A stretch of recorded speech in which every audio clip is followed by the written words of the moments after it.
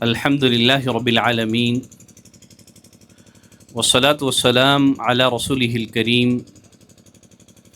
وعلی آلہ وصحبہ اجمعین واشہد ان لا الہ الا اللہ واشہد ان محمدا عبدہ ورسولہ۔ ہر قسم کی تعریف اللہ وحدہ لا شریک کے لیے لائق اور زیبا ہے، جو اس ساری کائنات کا خالق و مالک و رازق اور ہماری ہر قسم کی عبادتوں کا تنہا مستحق ہے۔ لاکھوں درود و سلام ہوں اس دنیا میں بھیجے گئے سارے ہی انبیاء اکرام پر، خصوصیت کے ساتھ ہمارے اور آپ کے آخری نبی امام المرسلین رحمۃ للعالمین جناب محمد صلی اللہ علیہ وسلم پر۔ برادران اسلام، عزیز دوستوں، خواتین اسلام، آج کے اس پروگرام میں مجھے جس عنوان، جس موضوع کی وضاحت کرنی ہے، وہ عنوان ہے ماہ رمضان اور محاسبہ نفس۔ رمضان المبارک کا مہینہ پروردگار کی ان نعمتوں میں سے ایک عظیم نعمت ہے جو اس نے امت محمدیہ کو عطا کی ہے۔ یہ ماہ مبارک امت محمدیہ کے خصائص میں سے ہے۔ رمضان کا مہینہ یہ سید الشہور ہے، مہینوں کا سردار ہے۔ یہ نبی کریم صلی اللہ علیہ وسلم نے اس ماہ کو ماہ مبارک قرار دیا ہے۔ نبی کریم صلی اللہ علیہ وسلم نے فرمایا اتاکم رمضان، رمضان کا مہینہ آ چکا ہے، شہر مبارک۔ فرمایا نبی کریم صلی اللہ علیہ وسلم نے یہ بڑا بابرکت مہینہ ہے۔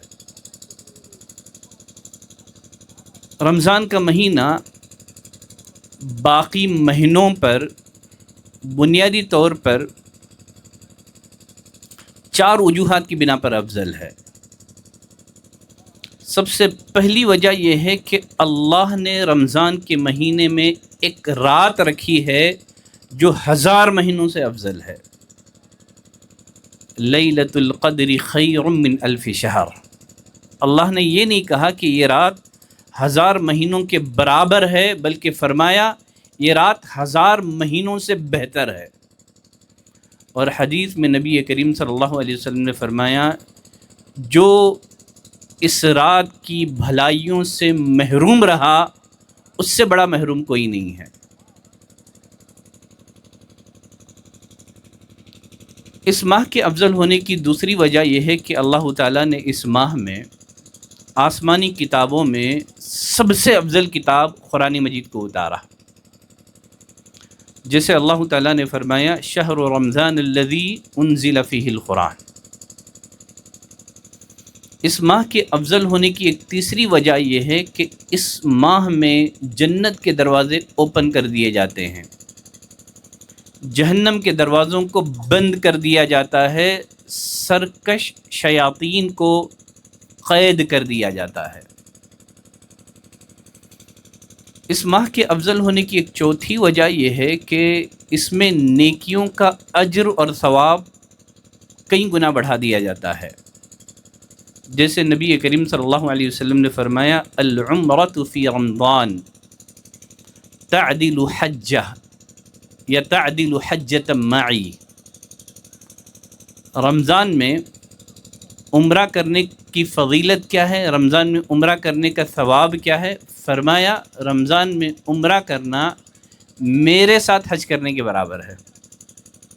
نبی کریم صلی اللہ علیہ وسلم کی معیت میں حج کرنے کا ثواب حاصل ہوتا ہے اس شخص کو جو رمضان میں عمرہ کرتا ہے۔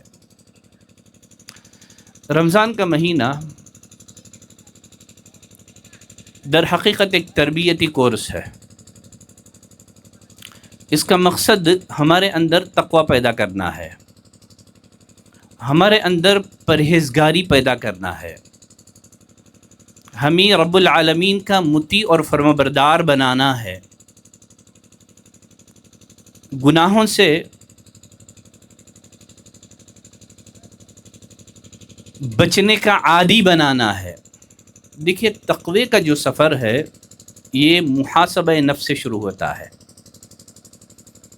ہر مسلمان کو چاہیے کہ وہ اپنا محاسبہ کرے، وہ تقوی اور دینداری کے کس مقام پر کھڑا ہوا ہے۔ دیکھیے انسان کی ایک فطرت ہے، انسان دوسروں کے لیے جج بن جاتا ہے،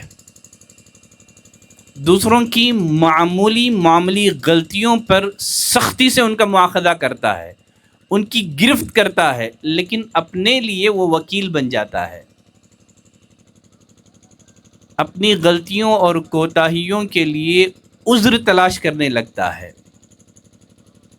محاسبے کا مطلب کیا ہے؟ محاسبے کا مطلب یہ ہے کہ انسان اپنے لیے جج بن جائے، انسان خود کی گرفت کریں، انسان اپنے نفس کا مؤاخذہ کریں، اپنے نفس کی اصلاح کی فکر کریں، اس کا نام محاسبہ نفس ہے۔ اللہ تعالیٰ نے فرمایا یا ایھا الذین آمنوا اتقوا اللہ، اے ایمان والوں اللہ سے ڈرو، اللہ کا تقوی اختیار کرو۔ اپنے اندر تقوی پیدا کرنے کے لیے کیا کرنا ہے؟ فرمایا وَلْتَنْظُرْ نَفْسٌ مَّا قَدَّمَتْ لِغَدٍ، ہر انسان کو چاہیے محاسبہ کریں، دیکھیں کل کے لیے اس نے کیا عمل کیا ہے۔ تو تقوی کا سفر محاسبے سے شروع ہوتا ہے۔ ہر انسان کو چاہیے کہ وہ اپنا محاسبہ کریں، دیکھیں وہ تقوی اور دینداری کے کس مقام پہ کھڑا ہوا ہے۔ میمون بن مہران رحمۃ اللہ علیہ فرماتے ہیں لا يكون الرجل تقیہ حتى يكون لنفسه اشد محاسبة من الشریک لشریکہ، کوئی بھی انسان متقی نہیں ہو سکتا جب تک کہ وہ اپنے نفس کا محاسبہ اپنے بزنس پارٹنر سے سخت نہ کرے۔ جس طرح انسان اپنے بزنس پارٹنر کا محاسبہ کرتا ہے، دیکھتا ہے کہیں وہ خیانت تو نہیں کر رہا ہے، اسی طرح انسان کو چاہیے کہ اپنے نفس کا بھی محاسبہ کریں، کہیں نفس آپ کے ساتھ خیانت تو نہیں کر رہا ہے، دھوکہ تو نہیں دے رہا ہے۔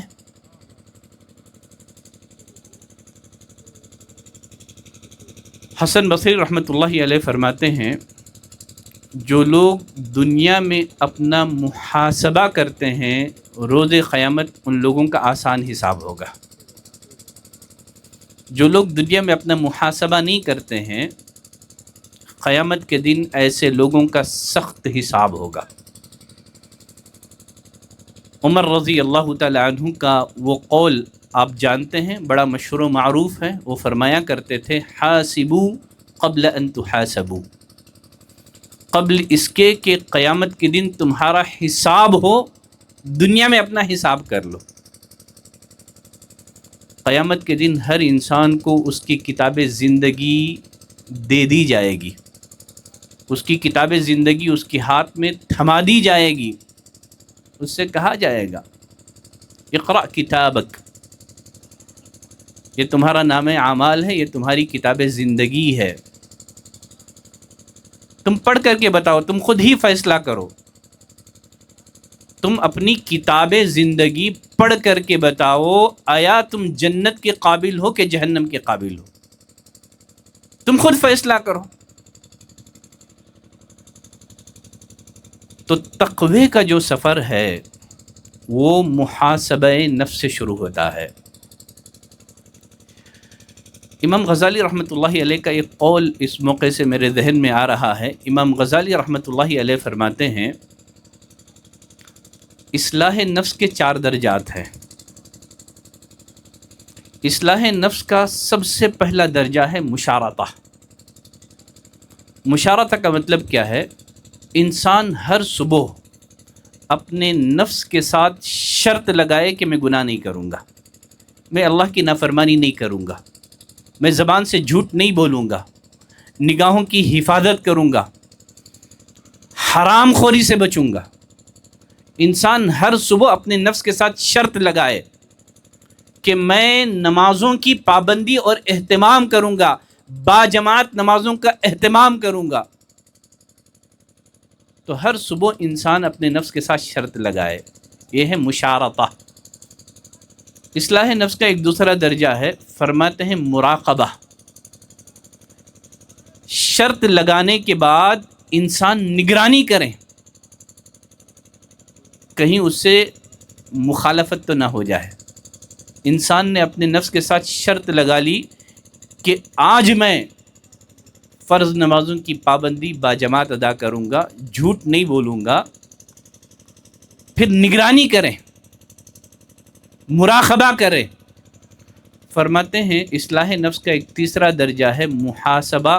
ہر رات انسان بیٹھ کر کے محاسبہ کریں، آپ نے اپنے نفس کے ساتھ جو شرط لگائی تھی، آپ نے کس قدر اس شرط کو پورا کیا۔ آپ نے اپنے نفس کے ساتھ شرط لگائی تھی کہ میں جھوٹ نہیں بولوں گا، کیا آپ نے اس شرط کو پورا کیا کہ نہیں کیا؟ آپ نے اپنے ساتھ یہ شرط لگائی تھی کہ میں حرام خوری سے بچوں گا، آپ نے اس شرط کو کتنا پورا کیا؟ رات میں بیٹھ کر کے سنجیدگی کے ساتھ محاسبہ کریں۔ اگر آپ نے اپنے نفس کے ساتھ جو وعدے کیے ہیں، اگر آپ نے ان وعدوں کو پورا کیا ہے تو اس پر اللہ کا شکر ادا کریں۔ لیکن اگر آپ سے کمی یا کوتاہی ہوئی ہے، امام غزالی فرماتے ہیں کہ ایک چوتھا درجہ ہے، وہ ہے مواخذہ۔ انسان اپنے نفس کا مواخذہ کرے۔ کیسے مواخذہ کریں؟ اس پر مزید عبادتوں کا بوجھ ڈالیں۔ انسان توبہ اور استغفار کے ذریعے سے اپنے نفس کا مواخذہ کرے۔ یہاں سوال یہ ہے، انسان کیسے محاسبہ کرے؟ ایک مسلمان کو چاہیے کہ سب سے پہلے رمضان کا بابرکت مہینہ آ رہا ہے، اپنے عقائد کا محاسبہ کریں، اپنے عقیدوں کا جائزہ لیں، کہیں وہ غیر شعوری طور پر شرک میں مبتلا تو نہیں ہے۔ اگر آپ کے اعمال میں، عبادتوں میں شرک کی آمیزش ہو، یقین مانیے قیامت کے دن آپ کی ساری نیکیاں بکھرے ہوئے ذرات میں تبدیل کر دی جائیں گی، ان میں کچھ بھی وزن نہیں ہوگا، ساری نیکیاں ضائع ہو جائیں گی۔ پہلے اپنے عقیدوں کا محاسبہ کریں، کہیں غیر شعوری طور پر ہم لوگ شرک میں مبتلا تو نہیں ہیں، کہیں ہم لوگ غیر شعوری طور پر ایسے اعمال میں مبتلا نہیں ہیں یا ایسے اعمال کا شکار تو نہیں ہیں جو نواقض اسلام میں سے ہیں۔ اگر آپ شرک میں مبتلا ہیں تو توبہ کریں، اور وہ حدیث قدسی آپ جانتے ہی ہیں، اللہ فرماتا ہے یا ابن آدم لو اتیتنی بقراب الارض خطایا ثم لقیتنی لا تشرک بی شیئا لاتیتک بقرابها مغفرہ۔ اے آدم کے بیٹے، اگر تو زمین بھر گناہ لے کر کے میرے پاس آئیں، بشرط یہ کہ ان میں شرک نہ ہو، میں تجھ پر رحمتوں کی، مغفرتوں کی برسات کر دوں گا۔ لیکن اگر تو مجھے اس حال میں ملے، تو نے میرے ساتھ کسی کو شریک ٹھہرایا ہے، میں تیری ساری نیکیوں کو ضائع کر دوں گا۔ سب سے پہلے اپنے عقیدوں کا محاسبہ کریں، کہیں ایسا نہ ہوں ہم نماز میں، ہم رمضان کے مہینے میں نیکیاں کریں، عبادتوں کا خوب اہتمام کریں، لیکن غیر شعوری طور پر ہم شرک میں مبتلا ہوں۔ پہلے اپنے عقیدوں کا محاسبہ، پھر اس کے بعد اپنی نیتوں کا محاسبہ کریں۔ سفیان الثوری رحمۃ اللہ علیہ فرماتے ہیں ما عالجت شیئا اشد علی من نیتی، مجھے سب سے زیادہ دشواری نیت کی اصلاح میں پیش آئی۔ اپنی نیتوں کا جائزہ لیں، کیا ہماری نیکیوں کا مقصود رب العالمین کی رضا ہے یا کوئی اور ہے؟ ہمارا عمل اللہ کے لیے ہے یا غیر اللہ کے لیے ہے، اب جائزہ لیں، اپنی اخلاص کا جائزہ لیں۔ اگر عمل غیر اللہ کے لیے ہوا تو قیامت کے دن ریاکاروں کے لیے اس سے بڑی رسوائی کیا ہو سکتی ہے، اس سے بڑی شرمندگی کیا ہو سکتی ہے۔ رب العالمین ریاکاروں سے کہے گا جاؤ اپنے اعمال کا صلہ ان لوگوں سے لے لو جن کے لیے تم نے نیکیاں کی تھی۔ اگر تم نے میرے لیے نیکیاں کی ہوتی، اعمال صالحہ بجا لائے ہوتے، میں صلہ دیتا، میری رضا مطلوب نہیں تھی۔ تم نے لوگوں کی رضا کے لیے نیکیاں کی تھی تاکہ لوگوں میں تمہاری عبادتوں کا چرچا ہو، تمہاری سخاوت کا چرچا ہو۔ اگر تمہارا عمل میرے لیے ہوتا تو میں بدلہ دیتا، تم نے میرے لیے نیکیاں کی ہی نہیں ہیں۔ جاؤ جن کے لیے تم نے نیکیاں کی تھی، اگر وہ بدلہ دینے پر قادر ہیں تو اپنی نیکیوں کا صلہ انہی سے لے لو۔ اللہ اکبر، کتنی بڑی رسوائی۔ کل قیامت کے دن ہم لوگوں سے یہ کہہ دیا جائے کہ نیکیاں کرنے کے باوجود، نمازوں کا اہتمام کرنے کے باوجود، صدقہ اور خیرات کرنے کے باوجود ہم سے قیامت کے دن کہہ دیا جائے تمہاری یہ نیکیاں رب العالمین کی رضا کے لیے نہیں تھیں، کسی اور غرض سے تم نے یہ نیکیاں انجام دی تھی۔ کتنی بڑی رسوائی، کتنی بڑی شرمندگی۔ پھر تیسرے نمبر پر ہم لوگوں کو چاہیے کہ اپنی عبادتوں کا جائزہ لیں، کیا ہماری عبادتیں سنت کے مطابق ہیں یا نہیں ہیں۔ امام بخاری رحمۃ اللہ علیہ نے صحیح بخاری میں باب باندھا ہے، باب العلم قبل القول والعمل۔ انسان کو چاہیے کہ دین کے نام پر کچھ کہنا چاہتا ہے، کسی بات کی تبلیغ کرنا چاہتا ہے، یا دین کے نام پر کوئی کام کرنا چاہتا ہے، علم حاصل کریں، دیکھ لے آیا وہ عمل نبی کی شریعت میں ثابت ہے یا نہیں ہے۔ عمل ثابت ہے تو کریں ورنہ بچیں۔ نبی کریم صلی اللہ علیہ وسلم نے فرمایا من عمل عملا لیس علیہ امرنا فہو رد، جو کوئی ایسا عمل کرے جو ہمارا آرڈر نہیں ہے، جس کے کرنے کا ہم نے حکم نہیں دیا ہے، وہ مردود ہے، قبول نہیں ہوگا۔ ایسے اعمال فرشتے رب العالمین کے حضور پیش نہیں کریں گے، اور قیامت کے دن نبی کریم صلی اللہ علیہ وسلم بدعتی کو حوض کوثر سے دھتکار دیں گے، کہیں گے کہ سحقا سحقا لمن غیر بعدی دینی، ان لوگوں کو میری نظروں سے دور کر دیا جائے جنہوں نے میرے بعد میرے دین کو بدل دیا۔ اپنی عبادتوں کا جائزہ لیں، کیا ہماری یہ عبادتیں سنت کے مطابق ہیں یا نہیں ہیں۔ ایک حدیث ہے، شیخ البانی رحمۃ اللہ علیہ نے غالباً اس کی صحت کی طرف اشارہ کیا ہے، ان الرجل لیصلی 60 سنہ، آدمی 60 سال نماز پڑھتا ہے، 60 سال۔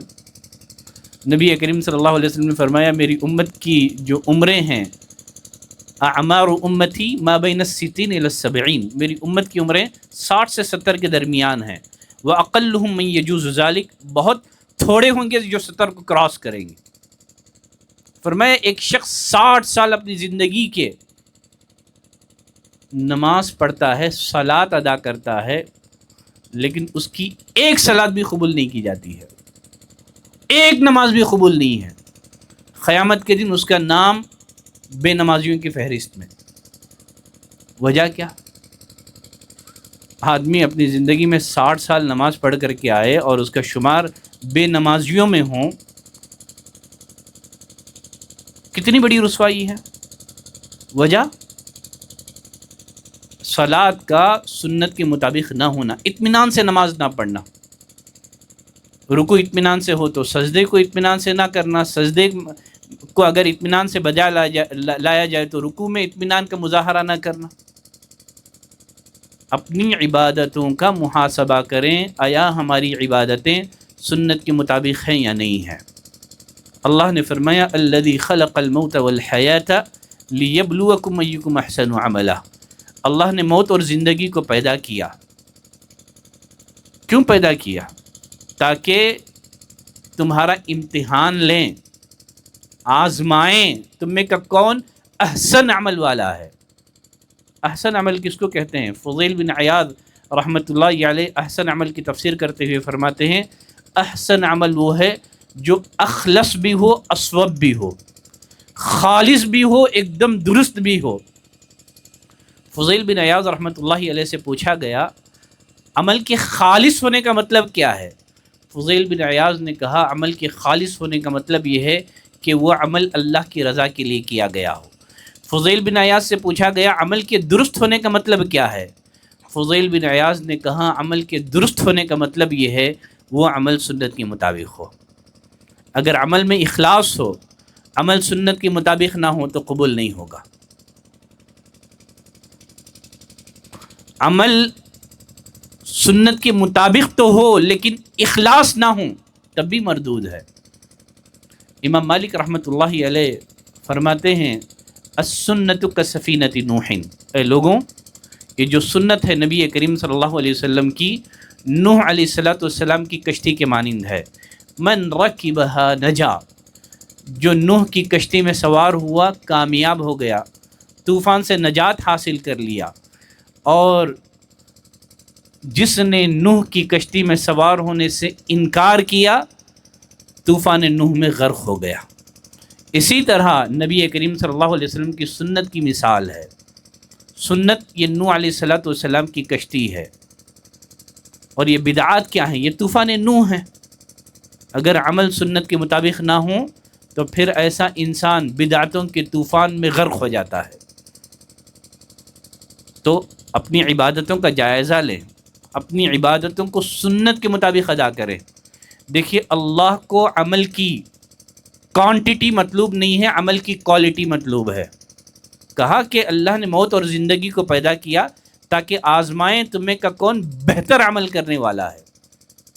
کثرت عمل اللہ کو مطلوب نہیں ہے، عمل کی کوانٹٹی مطلوب نہیں ہے رب العالمین کو، رب العالمین کو عمل کی کوالٹی مطلوب ہے۔ پھر ایک مسلمان کو چاہیے اپنے معاملات کا جائزہ لے، لوگوں کے ساتھ اس کا معاملہ کیسا ہے، ورنہ نیکیاں کرنے کے باوجود، اعمال صالحہ بجا لانے کے باوجود وہ قیامت کے دن مفلس ہوگا، قیامت کے دن مفلس ہوگا۔ اس لیے لوگوں کے ساتھ ہم اپنے جو معاملات ہیں اس کو درست کریں، بندوں کے حقوق ادا کریں، ظلم نہ کریں، زیادتی نہ کریں، کسی کے مال کو نہ ہڑپیں۔ ایک دفعہ نبی کریم صلی اللہ علیہ وسلم نے صحابہ سے پوچھا اتدرون مل مفلس، اے میرے صحابہ جانتے ہو مفلس کون ہے؟ صحابہ اکرام نے کہا اے اللہ کے نبی مفلس وہ ہے جس کے پاس دینار و درہم نہ ہو، جس کے پاس پراپرٹی نہ ہو۔ نبی کریم صلی اللہ علیہ وسلم نے فرمایا میری امت کا مفلس وہ نہیں ہے، میری امت کا مفلس وہ ہے جو کل قیامت کے دن نماز، روزہ، زکوٰۃ، نیکیوں کا ڈھیر لے کر کے آئے گا، نیکیوں کے پہاڑ لے کر کے آئے گا، لیکن ساتھ ہی ساتھ اس نے اللہ کے بندوں پر زیادتی کی ہوگی، کسی کو مارا ہوگا، کسی کو گالی دی ہوگی، کسی کی غیبت کی ہوگی۔ نقصان کیا ہوگا؟ نتیجہ کیا ہوگا؟ اس کی ساری نیکیاں حقداروں میں تقسیم کر دی جائیں گی۔ اگر حقداروں کا حق پورا ہونے سے قبل اس کی نیکیاں ختم ہو جائیں تو پھر حقداروں کے گناہ، لوگوں کے گناہ اس کے سر پر ڈال کر کے جہنم رسید کر دیا جائے گا۔ تو اسی لیے پہلے نمبر پر اپنے عقائد کا محاسبہ کریں، اپنی نیتوں کا محاسبہ کریں، اور ساتھ ہی ساتھ اپنی عبادتوں کا محاسبہ کریں، آیا ہماری عبادتیں سنت کے مطابق ہیں یا نہیں ہیں۔ ساتھ ہی ساتھ لوگوں کے ساتھ ہمارے جو معاملات ہیں ان کا محاسبہ کریں، اللہ کے بندوں پر ظلم اور زیادتی نہ کریں، ورنہ کل قیامت کے دن نیکیاں کرنے کے باوجود، اعمال صالحہ بجا لانے کے باوجود آپ مفلس ہوں گے۔ پھر ساتھ ہی ساتھ ہم لوگوں کو چاہیے رمضان کا بابرکت مہینہ آ رہا ہے، اگر ہم چاہتے ہیں کہ ہماری عبادتیں قبولیت کے درجے کو پہنچیں، ہم کو چاہیے کہ ہم اپنی آمدنی کا بھی محاسبہ کریں،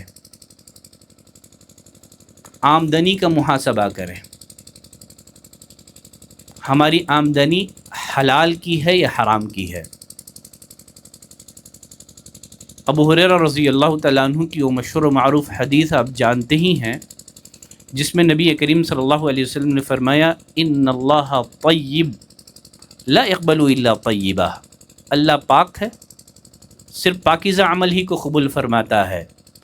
ان اللہ امر المؤمنین بما امر به المرسلین، اللہ نے اپنے مومن بندوں کو اسی بات کا حکم دیا ہے جس بات کا حکم اس نے رسولوں کو دیا تھا۔ رسولوں کو اللہ نے کس بات کی تعلیم دی تھی؟ یا ایھا الرسل کلوا من الطیبات واعملوا صالحا، اے رسولوں کی جماعت، حلال روزی کھاؤ، نیک عمل کرو۔ پہلے حلال روزی کھانے کا مطالبہ ہے، پھر عمل صالح کرنے کا مطالبہ ہے۔ آدمی حرام کھا کر کے عمل صالحہ بجا لائے گا، اس کی نیکیاں مردود ہوں گی۔ سلف صالحین فرمایا کرتے ہیں من اکل الحلال اطاع اللہ شاء ام ابا، جو انسان رزق حلال کا اہتمام کرتا ہے وہ اللہ کی اطاعت کرتا ہے، اللہ کی فرما برداری کرتا ہے، چاہے یا نہ چاہے۔ یعنی جو مسلمان حلال روزی کا اہتمام کرتا ہے، جس کی آمدنی حلال کی ہو، اسے رب العالمین اعمال صالحہ کی توفیق عطا فرماتے ہیں۔ اطاع اللہ شاء ام ابا، چاہے نہ چاہے وہ اللہ کی اطاعت کرتا ہے۔ اس کے برخلاف ومن اکل الحرام، جو حرام کھاتا ہے، جو حرام خوری میں مبتلا ہے، جو سودی کاروبار میں مبتلا ہے، لاکھ کوششیں کرنے کے باوجود انسان عزم کرتا ہے کہ میں رمضان کے مہینوں میں نیکیاں بجا لاؤں گا، اللہ کا مطیع اور فرما بردار ہو جاؤں گا، غفلت سے نجات حاصل کر لوں گا، اسے اعمال صالحہ کی توفیق نصیب نہیں ہوتی۔ تو اسی بنا پر اپنی آمدنیوں کا جائزہ لو، کہیں آپ حرام خوری میں مبتلا تو نہیں ہیں۔ حرام خوری کا ایک نقصان تو یہ ہے کہ آپ نیکیوں کی توفیق سے جہاں آپ محروم کر دیے جاتے ہیں، وہیں آپ کی نیکیاں رب العالمین کے نزدیک ناقابل قبول قرار پاتی ہیں۔ اسی لیے اپنی آمدنیوں کا بھی جائزہ لیں۔ اگر آپ چاہتے ہیں کہ رمضان کے مہینے میں آپ کی نیکیاں رب العالمین کے حضور قبول ہو، اپنی آمدنیوں کا جائزہ، حلال روزی کا اہتمام، پیٹ میں صرف حلال لقمہ جائے، اس بات کی فکر کریں۔ پھر اسی طرح سے ہم لوگوں کو چاہیے اپنی زبان کا بھی محاسبہ کریں، زبان کا محاسبہ کریں۔ علامہ ابن القیم رحمۃ اللہ علیہ فرماتے ہیں کہ آدمی کل قیامت کے دن نیکیوں کا پہاڑ لے کر کے آئے گا، دیکھے گا کہ اس کی زبان نے اس کی نیکیوں کے پہاڑ کو ملیامیٹ کر دیا ہوگا۔ اپنی زبانوں کا محاسبہ کریں، کسی کی غیبت نہ کریں، گالی نہ دیں، چغلی نہ کریں، ورنہ نیکیاں آپ کریں گے لیکن آپ کی نیکیاں ان کے نام اعمال میں ٹرانسفر کر دی جائیں گی جن کی آپ نے غیبت کی تھی۔ غالباً عبداللہ بن مبارک رحمۃ اللہ علیہ کہا کرتے تھے لو کنت مغتابا احد لغتبت والدی، اگر میں دنیا میں کسی کی غیبت کرتا تو اپنے والدین کی کرتا، اس لیے کہ میرے والدین میری نیکیوں کے زیادہ حقدار ہیں۔ میں جن کو پسند نہیں کرتا، میں بھلا ان کی غیبت کر کے اپنی نیکیاں ان کو کیوں دوں؟ نیکیاں ہم کریں، ہماری نیکیاں ان لوگوں کے نام اعمال میں ٹرانسفر کر دی جائے جو ہمیں پسند نہیں ہے۔ آدمی کب کسی کی غیبت کرتا ہے؟ جب پسند نہ ہو۔ اور قیامت کا منظر یہ ہوگا کہ کل قیامت کے دن انسان میدان محشر میں ان لوگوں سے بھاگ رہا ہوگا جنہیں وہ دنیا میں محبت کیا کرتا تھا۔ یوم یفر المرء من اخیہ و امہ و ابیہ، اس ڈر سے کہیں وہ نیکیوں کا مطالبہ نہ کریں، لیکن کل قیامت کے دن انسان مجبور کیا جائے گا کہ اپنی نیکیاں ان لوگوں کو دے جنہیں وہ ناپسند کیا کرتا تھا، جن کی وہ غیبت کیا کرتا تھا، جن کی وہ چغلی کھایا کرتا تھا۔ اسی لیے نیکیاں کرنا کمال نہیں ہے، نیکیوں کی حفاظت کمال ہے۔ بعض دفعہ ہم لوگ اس زعم میں، اس خوش فہمی میں مبتلا رہتے ہیں کہ ہم نے بہت ساری نیکیاں کر لی، لیکن انسان کو شعور ہی نہیں رہتا، اس کی نیکیاں اس کے نامہ اعمال میں باقی ہی نہیں رہتی، اس کی نیکیاں تو دوسروں کے نامہ اعمال میں ٹرانسفر کر دی گئی۔ تو نیکیاں کرنا کمال نہیں ہے، نیکیوں کی حفاظت کمال ہے۔ اسی لیے رمضان کا بابرکت مہینہ آ رہا ہے، اس لیے اللہ کے لیے اپنی زبان کا محاسبہ کریں، ورنہ زبان ہماری نیکیوں کے پہاڑ کو ملیاں میٹ کر کے رکھ دے گا۔ اور ساتھ ہی ساتھ اپنے فرائض کا جائزہ لیں، فرائض میں ہم لوگ کیسے ہیں، کہیں فرائض میں ہم سے کوتاہی سرزد تو نہیں ہو رہی ہے۔ تو غرض رمضان، جیسے میں نے کہا، ایک تربیتی کورس ہے۔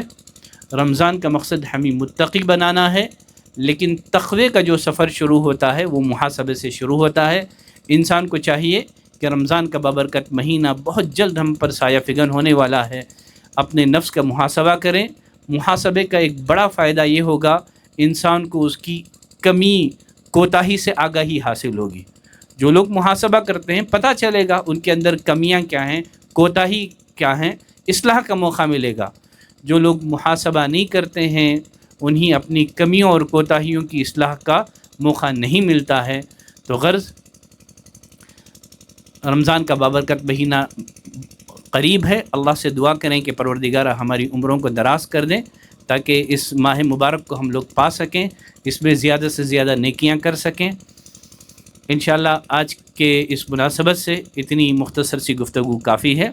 اللہ سے ہم دعا کرتے ہیں کہ پروردگار تو ہمیں توفیق دے کہ ہم اپنے نفس کا محاسبہ کر سکیں، اور ساتھ ہی ساتھ رمضان کے مہینے کو غنیمت جان کر اس میں زیادہ سے زیادہ نیکیاں اور اعمال صالحہ بجا لا سکیں۔